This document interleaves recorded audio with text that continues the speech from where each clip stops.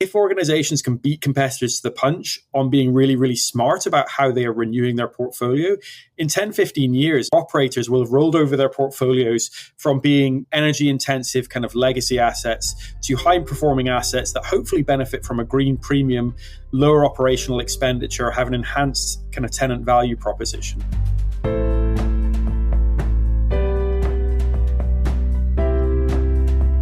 Welcome to Sustainability Leaders. I'm Michael Torrance, Chief Sustainability Officer at BMO. On this show, we will talk with leading sustainability practitioners from the corporate, investor, academic, and NGO communities to explore how this rapidly evolving field of sustainability is impacting global investment, business practices, and our world. The views expressed here are those of the participants and not those of Bank of Montreal, its affiliates, or subsidiaries.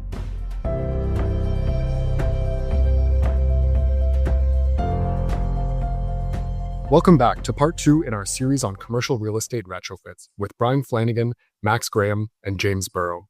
And Max, picking up on our previous discussion, given what your investment team is doing around energy and equipment audits, do you see a green premium or a brown discount for buildings depending on their energy or carbon performance? You know, I think there is a little bit for sure right now, today.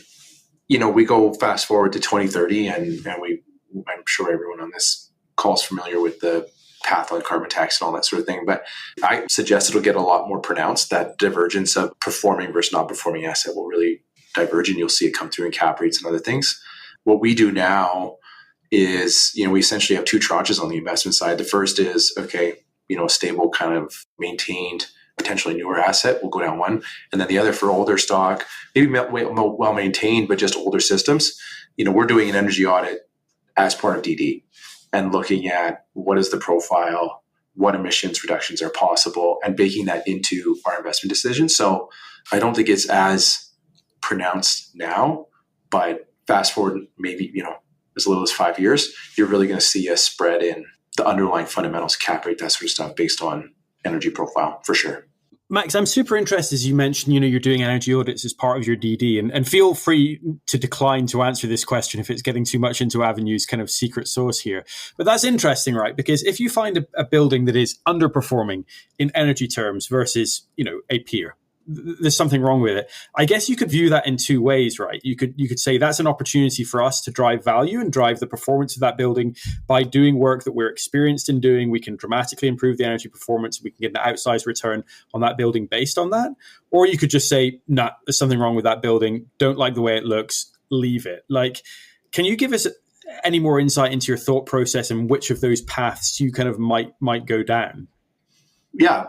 Without opening the kimono to it. So on the former, absolutely. Older stock, you've got some, say, non-combustible buildings, older systems where you look at it, you go, okay, the energy audit reveals some opportunities. Totally. If they're well located, we do look at that as an opportunity to potentially reposition and invest. And we are long-term owners. So little things that will impact resident experience are important. Like, you swap windows and make up airs and boilers, the building's better. It just feels better, smells better, quieter. So that's a big plus for our residents, for us. And then we have had examples where, you're doing underwriting, especially in our big markets where we have a lot of product. Sometimes you don't have the answers on an energy audit as to why the profile or energy profile is not great. And there have been instances where we go, okay, this is only a 20-year build, but, it's using 30% more natural gas than our peer group, and we don't have a great, set of measures on conservation. So are we willing to accept that, or do we just move on? So no, it plays in big time. We're investors, so usually we're on the former, hopefully, but yeah, there have been ones that just follow. George, on your other question, the way I would liken the green and sort of brown premium and discount is not dissimilar to insurance when it comes to big risk areas. And you're seeing it in places like Florida right now, big catastrophic risk area. Insurance is 2 or 3 times the cost that it is elsewhere in the country. And so that's just impacted everything from prices to everything else in that market because of that underlying risk. So I think the path on sort of that green premium or brown discount will follow a similar cadence where it'll just be in the fundamentals of the financials and then the resulting outcomes. One question that I'd like to get each of your perspectives on is, what have you seen that's working well and what hurdles still need to be overcome in this space?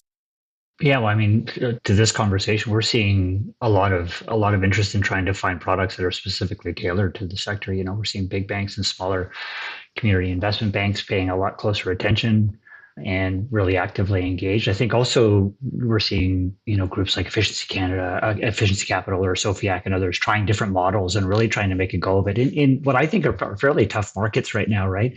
And so seeing that kind of interest and attention being paid to just mobilizing more capital into the area is really encouraging.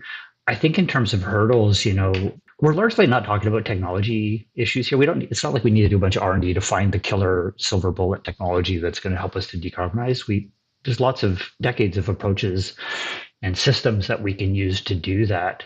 What I think is really a big hurdle right now is just consistent policy signals for the market to really understand what the future is going to look like with respect to the risks to their investments and, just clear signaling about where we need to go so that, markets can be driven in the right direction. And when we see, discussion of building performance standards and other things, it does drive activity. And so I would still see that our current sort of regulatory and policy environment is just not up to the task of really driving the investment that we need. And the market is responding. We've got players who are seeing this as a business opportunity and a competitive advantage. And, so they're making moves. But I think to get the laggards and to get the smaller building owners and others into the space, we're just going to need a lot more sort of clarity in terms of the policy environment that we're dealing with. Yeah, and I can maybe pick up on some of Brian's points there. Like, I agree with you, Brian, about financial innovation. It's something we're trying to do, and absolutely name-checking Sofiac, Efficiency Capital, and some of those other providers. I think they do a great job, and I think they've got, really, really fantastic offerings. Technological innovation, like you're right, the technology is mature. But yeah, Brian, sometimes the business case for the technology, although the technologies are mature in there, is sometimes more nuanced to make because the capital cost up front of installing some of these low carbon technologies like heat pumps is sometimes a little bit higher than furnaces. So you need to look at things on a total cost of ownership basis. And then just the process of working that out, the total cost of ownership and comparing those two scenarios is something that puts a lot of investors off from going down the decarbonization route versus just status quo. So I would point to that being a hurdle. You mentioned policy, and I think this is related to policy, Brian, but utilities costs. In some jurisdictions, natural gas is still super cheap form of energy, for heating buildings. And until the true kind of environmental externalities associated with using natural gas are priced into that versus electricity, it's going to be really, really challenging for owners of big portfolios of buildings or any building to make a business case to go down the low carbon route. So I'm hoping that the policy will focus on adjusting that, really. Yeah, really not a lot to disagree on there. First cost is certainly a barrier. The spark price difference across the country is just all over the map too. So for those who have holdings across the country, the decisions are different in every jurisdiction that you're dealing in, right? So those are definitely barriers. But please continue your last point. It was a couple of good points at the beginning there. Yeah, no, absolutely. And actually, maybe when I can kind of kick back over to you, Brian, like awareness for me is a big thing. Not every company is an Avenue Living where you've got 60 energy audits that you've done. You've got 3 retrofits in flight. Like for every Avenue Living, there's going to be another company that just isn't aware about what needs to be done. What's your sense, given the work that the Transition Accelerator does and the Building Decarbonization Alliance does, right across Canada? What's your sense of where awareness is in the industry right now? Because it does feel like a bit of a hurdle. Yeah, well, I mean, I would still characterize the status of this transition as early stage. If you think of the market, the diffusion curve and the rate of adoption of these technologies, we're starting to see some promising signs like heat pump sales passing furnace sales in the residential sector. And, the market is moving, but it is moving. That's exciting. Slowly. Sorry, I had to jump in on that. Wait, what? Yeah, for 2022 and 2023, residential furnace sales have been surpassed by residential heat pump sales So 2 years running, according to the latest HRAI data. So, there are signs that this transition is happening. Our own research shows that we would need to triple the pace just to stay on a market diffusion curve that gets us to our target. So we've got a long way to go, in other words. And at this stage in a market transition, that question of awareness is really front and center. A lot of participants in the market are not aware. The building sector is very diverse. We've got a huge ecosystem of suppliers and architects and engineers, and the portfolio, the fleet of Canadian buildings is just a massively diverse space. And so reaching all of the building owners, reaching all of the investors, reaching all of the contractors, reaching all of the installers to raise awareness of this is a huge lift. And it's a part of the work that we're doing. And not only that, there's still a lot of myths out there about the technologies. There's a lot of at this stage, incumbents also are really quite keen on making sure that the status quo is maintained as long as possible. And so there's a lot that takes place in the information space that needs to sort of be managed. And a lot of the organizations that we work with across the country, like the SEBEXs, the MBEXs, are working regionally to raise awareness. And our organization nationally, of course, is working to raise awareness by trying to bring facts into the space and to sort of adjust narratives where we really hear myths still being propagated or just misinformation based on old understandings of the technologies and things like that. And also just monitoring the costs and where we're at scale, when we get to scale, to help, keep our finger on the pulse of what's happening and what the environment really looks like for decision makers as time moves on and as we get to greater scale and penetration of the technologies. Yeah, I just to piggyback on a few of those, I think what's working well is the financing landscape is actually pretty good. I think, with what's coming through BMO, between that, the infrastructure bank, MLI, the aggregators mentioned previously, I think the financing options are probably not been better for doing deep energy retrofits than they currently are, which is great. Hurdles, adjusting perspectives, big time. A lot of small owners, a lot of unsophisticated owners that just aren't going to make emissions decisions. And then Bryan, your outline comment on the regulatory environment, big time. Even just little things like we're doing solar across the board on our broader retrofit program. The path to installing solar by jurisdiction is very challenging between your own roof systems and then local transforming and panels and interconnects and distribution capacity, and that in Alberta and Saskatchewan is a key element of a deep energy retrofit where our grid is not as green as others. So there's just a lot of little hurdles that, you talk to the utilities and they're trying, but when you see a lot more movement. Building performance code, I think, is a challenge. It's great from a distance, but in an environment where we have a huge deficit in housing, layering on more barriers to that housing won't help affordability and supply. It just won't. If we look at BC as an early adopter, some of those things are a perfect example. So it's trying to balance those competing goals and providing clarity at the same time. So yeah, regulatory environment's tough, but I think there's a lot going on in terms of opportunities with the financing landscapes working really well right now from our view. And even in the last few years, the depth of trades, I've seen more depth in certain areas that we just didn't see, 2020 when we started looking at this stuff. And what do each of you see as the biggest opportunity for business to drive value while also reducing emissions? For us, from an owner's perspective, it's about pulling in that holistic view of the asset we kind of touched on a little bit earlier. So, maximizing your financing arrangements, working with your debt and equity stakeholders, looking at the end of life and kind of asset level decisions. And then, ultimately looking at what the resident is feeling and benefiting from. That's a huge part of it. Like I mentioned with some of this work, there's a huge benefit to residents for on a multifamily front. So wherever we can, I'm optimistic about kind of smashing those together and getting these, not to be too cliche, but these kind of synergistic outcomes, which we're really, really, at Sunrise, for example, that we're really excited about a project like this where it's just tackling so many things at once.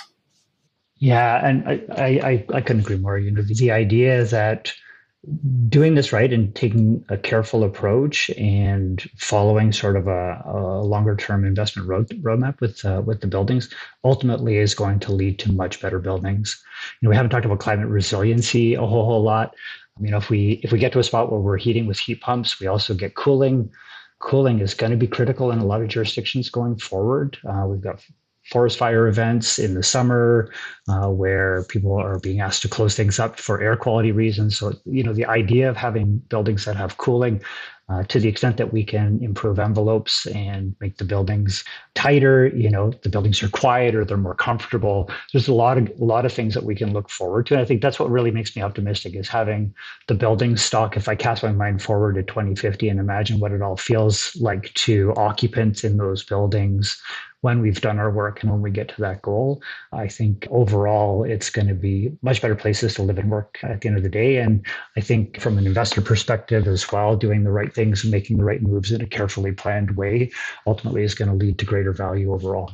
Yeah, and for me, I'd kind of jump off on a point that Max mentioned, which is that the financing landscape right now is pretty good, for retrofits. And hopefully that's on the private side and in terms of on some of the incentives that are available, whether that's in the form of discounted loans, direct grants, or even tax credits.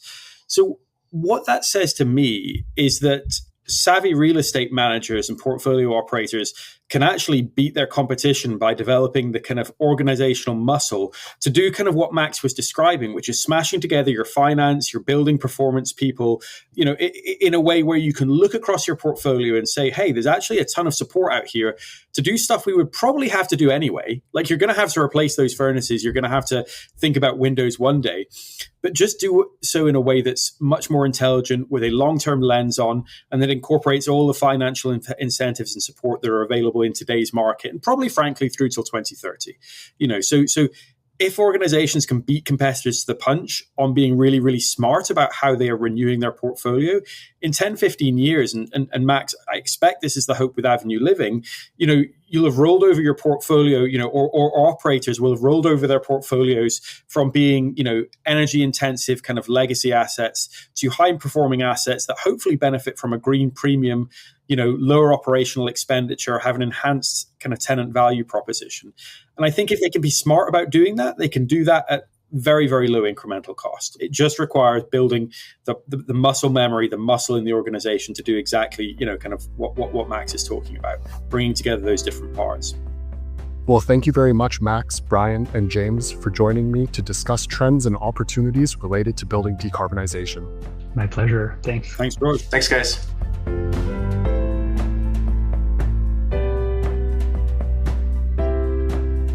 Thanks for listening to Sustainability Leaders.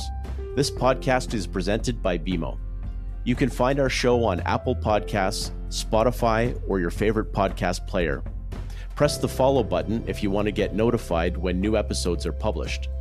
We value your input, so please leave a rating, review, and any feedback that you might have, or visit us at bmo.com/sustainability leaders. Our show and resources are produced with support from BMO's marketing team and Puddle Creative. Until next time, thanks for listening and have a great week. For BMO disclosures, please visit bmocm.com/podcast/disclaimer.